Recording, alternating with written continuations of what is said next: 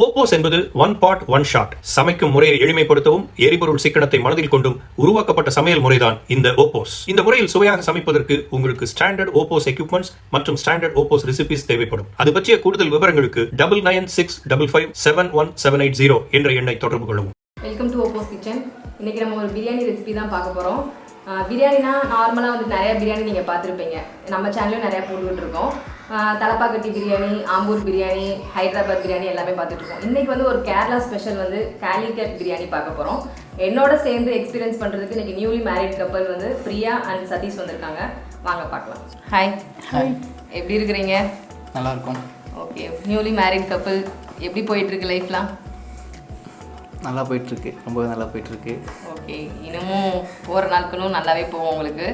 சரி, உங்களுக்கு நியூலி கப்பல்னு சொல்லியிருக்கீங்க வேறு. சமையல் பண்ணுறது பற்றி உங்கள்கிட்ட நான் கேட்குறது கொஞ்சம் இதுதான். பண்ண தெரியுமா? கொஞ்சம் கொஞ்சம் கொஞ்சம் கொஞ்சம் அது நீங்கள் சொல்கிறதுலேயே தெரியுது, கொஞ்சம் கொஞ்சம் அப்படின்றதுலையே. ஓகே, குக்பாட் பற்றி கேள்விப்பட்டிருக்கீங்களா நீங்கள்? கேள்விப்பட்டிருக்கேன், ஆனால் ஃபஸ்ட் டைம் இப்போ தான் பார்க்கவே செய்கிறேன். ஓகே, இதான் வந்துட்டு OPOS குக்பாட். ஓகேங்களா, இது வந்து லிட்டு. நம்ம வந்து இதில் தான் நம்ம வந்து காலிகட் பிரியாணி பண்ண போகிறோம் இன்னைக்கு. ஓகே, அது நீங்கள் 2 பேரும் சேர்ந்து தான் பண்ண போகிறீங்க. ஓகேங்களா, பண்ணிவிடுவோம். ஃபஸ்ட்டு வந்து நம்ம ஓப்பன் பண்ணிடலாம். லிட்டை ஓப்பன் பண்ணிடுங்க. இப்படி திருப்பி வச்சிருங்க. உள்ளே இருக்கிறது வந்து இன்னர் வெசல். இதை எடுத்து வெளில வச்சிடலாம். ஸோ 1/2 கிலோ சிக்கனில் வந்து நான் வந்துட்டு எல்லா மசாலாலாம் போட்டு மேக்னேட் பண்ணி வச்சுருக்கோம். இதை நீங்கள் அதில் போட்டுடலாம்.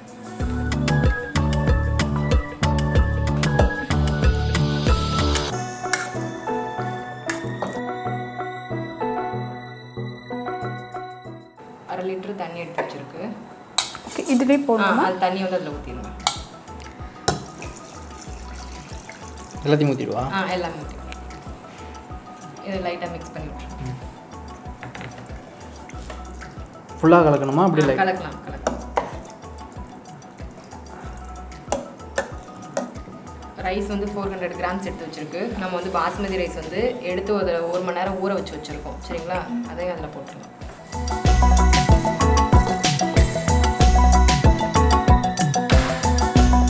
லைட்டாக ரைஸ் மூங்குற அளவு மட்டும் அப்படியே தண்ணி மேலே இருக்கிற மாதிரி அப்படியே அமர்த்தி விட்டுருங்க.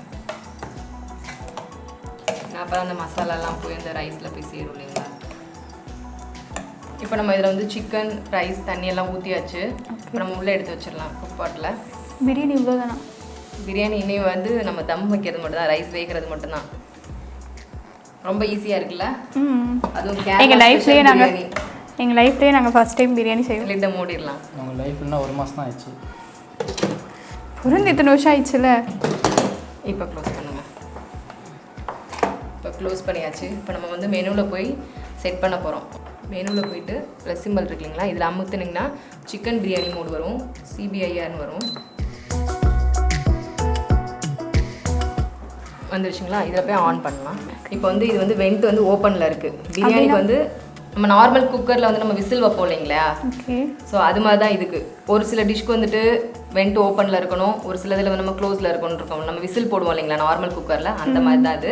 இந்த பிரியாணிக்கு வந்து வெண்ட் வந்து க்ளோஸில் இருக்கணும். ஸ்ட்ரைட்டாக இருந்தால் க்ளோஸு, ரைட்டு லெஃப்ட் நம்ம எப்படினாலும் திருப்பிக்கலாம். இப்படி இருந்ததுன்னா உங்களுக்கு வந்து ஓப்பன் அர்த்தம். இப்போ வந்து நம்ம க்ளோஸ் பண்ணியாச்சு. இது ஓப்பன், இது க்ளோஸ். ஆமாம். ஸோ காலிகட் சிக்கன் பிரியாணி வந்து நம்ம வந்து ரெடி பண்ணியாச்சு உங்களுக்கு. அவ்வளோதானா?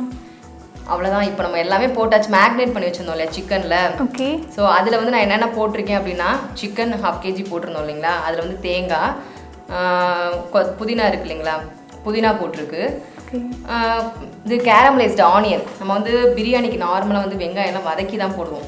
ஓகேங்களா, தக்காளி வதக்கும், எல்லாமே வதக்குனா தான் அந்த டேஸ்ட் கிடைக்கும்னு சொல்லி நம்ம வந்து குக்கரில் போட்டு வதக்கும். இது வந்து கேரமலைஸ்டு ஆனியன், கேரமலைஸ்டு தக்காளி, இது எல்லாமே 1/2 கப் போட்டு பேஸ்ட் பண்ணியிருக்கு. இதோட நம்ம என்னென்ன மசாலா போட்டிருக்கோன்னா, மிளகாத்தூள் போட்டிருக்கு, மஞ்சத்தூள், உப்பு, கரம் மசாலா போட்டிருக்கு, சோம்புத்தூள் போட்டிருக்கு கொஞ்சம்.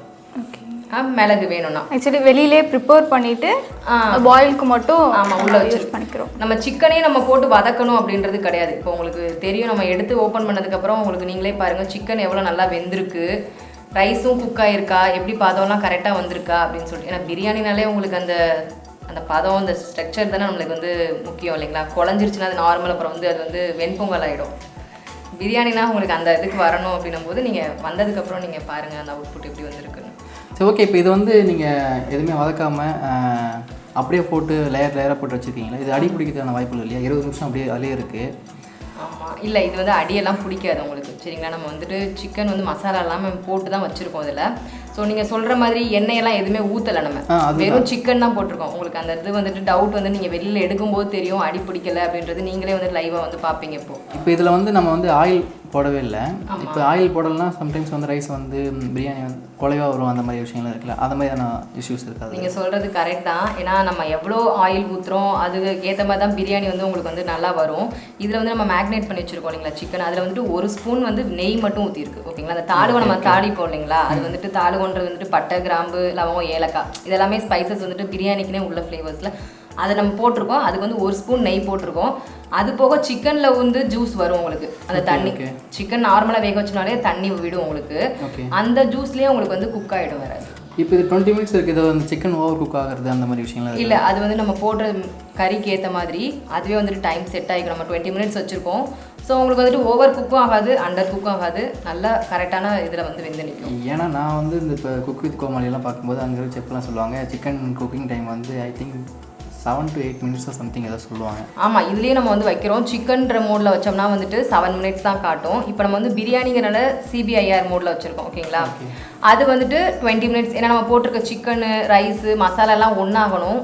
அது வந்து வேகிறதுக்கு உங்களுக்கு அந்த டைம் 20 மினிட்ஸ் எடுத்துக்குது. சரிங்களா, இப்போ நார்மலாக நம்ம வீட்டில் வச்சு பக்கத்தில் நின்று நீங்கள் இப்படி உட்காந்து பேசிகிட்டே இருக்க முடியாது இல்லைங்களா. நம்ம நின்று அடி பிடிக்காமல் பிரியாணி அடி பிடிக்காமல் வரணும். ஃபஸ்ட்டு நீங்கள் கேட்ட மாதிரி அதுதான் பிரியாணி. ஓகேங்களா, ஸோ 2 பேருமே வேலைக்கு போயிட்டுருக்கிறீங்க, டே அண்ட் நைட்டு. எப்படி வந்து ஃபுட்டெல்லாம் மேனேஜ் பண்ணிக்கிறீங்க நீங்கள்? நான் இருக்கப்போ நான் சமைப்பேன், அவங்க தனியாக இருக்கப்போ அவங்க சமைச்சிக்குவாங்க. தனியாக இல்லைப்பா, நான் நைட் ஷிஃப்ட் போயிட்டேன்னா நீங்கள் டேயில் நீங்கள் அது மாதிரி சமைச்சிக்கோங்க. எல்லாம் வீட்டில் அம்மா சமைப்பாங்க. இது வந்து லேடிஸ் தான் பண்ணணும் அப்படின்றது இல்லை. இதோட கான்செப்ட் வந்துட்டு யாருனாலுமே பண்ணலாம், சின்னவங்கலேருந்து பெரியவங்க யாருனாலும் பண்ணலாம். ஸோ இவங்க வந்ததுக்கப்புறம் அவங்க யூஸ் பண்ணுறதா இருக்கட்டும், நீங்கள் அம்மா ஈஸியாக ஹேண்டில் பண்ணலாம் குக் பாட் பொறுத்தளவுக்கு. ஏன்னா பயம் இல்லை, சுற்றும் வெடிக்கும் அப்படின்ற எந்த பயமே இல்லை உங்களுக்கு இதில். ஸோ அதுதான் இப்போ நம்ம பிரியாணி வச்சுருக்கோம் பார்த்தீங்களா, இது எப்படி என்ன ரிசல்ட் வருதுன்னு பார்த்துட்டு நம்ம ஃபியூச்சரில் இது மாதிரி வாங்கி ஒன்று வீட்டில் போட்டுருக்கோம். கண்டிப்பாக யூஸ்ஃபுல்லாக இருக்கும்னு நினைக்கிறேன். இப்போ பிரியாணி ரெடி ஆகிடுச்சு. இப்போ நம்ம வந்து ப்ரெஷரும் செட்டில் ஆகிடுச்சு நம்மளுக்கு. இப்போ ஓப்பன் பண்ணி வெளில எடுத்துடலாம். Okay, we are waiting. Open பண்ணலாம். ஓப்பன் பண்ணலாம். ப்ரெஷர் வந்து ரிலீஸ் ஆகிடுச்சு. ஓகே, இப்படி வச்சுருங்க. இன்னொரு வயசில் எடுத்து வெளில வச்சு நம்ம வந்து பிரியாணி இதில் கொட்டிடலாம். ஓகே, கமுத்திடலாம். அப்படியே கொட்டிடுவா? ஆமாம், இதில் கமுத்திடலாம்.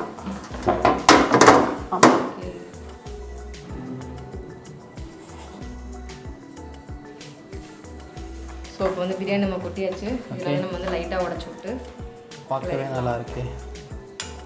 அப்படியே உடச்சி விட்டு லைட்டாக அப்படியே உடச்சி விட்டுருங்க. ரொம்ப ரைஸை போட்டு அமுத்துனீங்கன்னா அப்புறம் உடஞ்சிரும் ரைஸு. ஓகே ஓகே, இப்போ போட்டாச்சு. இதில் வந்து கொத்தமல்லி போட்டுருங்க. 1 கப் கொத்தமல்லி எடுத்து வச்சுருக்கோம். ஏன்னா நம்ம ஃபஸ்ட்டு புதினா மட்டும் தான் போட்டோம். சரிங்களா, கொத்தமல்லி போடல. இப்போ நம்ம கொத்தமல்லி போடுறோம். நெய் வந்து 1 டேபிள் ஸ்பூன் எடுத்து வச்சுருக்கோம். இதே அப்படியே சுற்றி ஊற்றிடுங்க.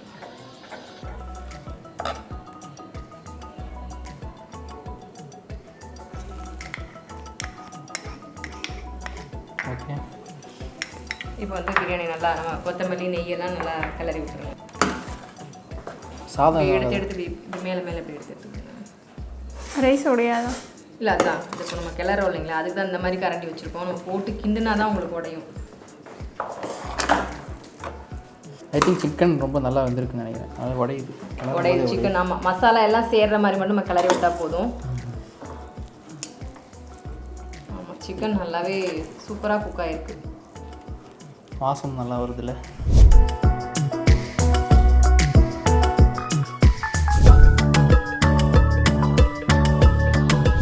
சிக்கன் பிரியாணி வந்து ரெடி ஆகிடுச்சு. இப்போ டேஸ்ட் பண்ணி பார்த்து சொல்லுங்கள். ஸ்மெல்லே செம்மையாக இருக்குது. டேஸ்ட் எப்படி இருக்குது பார்ப்போம். ஆக்சுவலி நானே பொங்கல் மாதிரி வந்துடும் அப்படின்னு நினச்சேன். நல்லா இருக்குது, செம்மையாக இருக்குது. சிக்கன் பீஸ்லாம் நல்லா வெந்திருக்கா பார்த்துக்கோங்க. சீரியஸாகவே சொல்ல செம்மையாக இருக்கும். நான் எதிர்பார்க்கவே இல்லை இவ்வளோ டேஸ்ட் வரும்ன்ட்டு.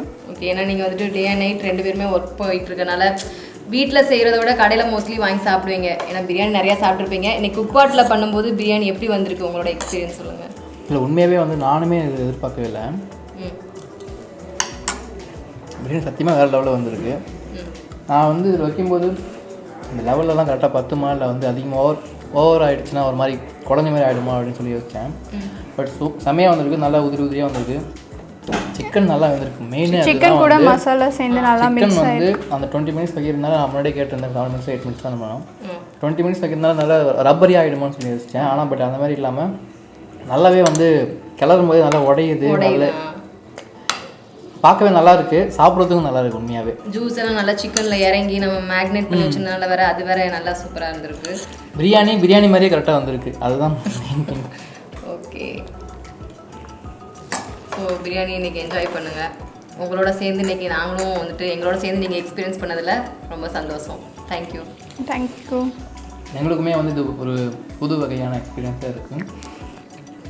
நாங்கள் நினைக்கவே இல்லை, எங்களுக்கு ஃபஸ்ட் டைம் இது நாங்கள் எக்ஸ்பீரியன்ஸ் பண்ணி பார்க்குறோம். உண்மையாகவே வந்து வீட்டில் வந்து தனியாக இருக்கிறவங்க, பேச்சுலர்ஸ், அந்த மாதிரி சமைக்க தெரியாதவங்க கூட இதை வந்து கண்டிப்பாக வாங்கி எக்ஸ்பீரியன்ஸ் பண்ணலாம். ஸோ நீங்களும் வாங்கி எக்ஸ்பீரியன்ஸ் பண்ணி பாருங்கள். இது பேச்சுக்கு சொல்லலை, பார்க்குறதுக்கு மட்டும் நல்லா இல்லாமல் சாப்பிட்றதுக்குமே நல்லா இருக்குது. ஸோ நீங்களும் வாங்கி ட்ரை பண்ணி பாருங்கள். Thank you for inviting me. Thank you so much.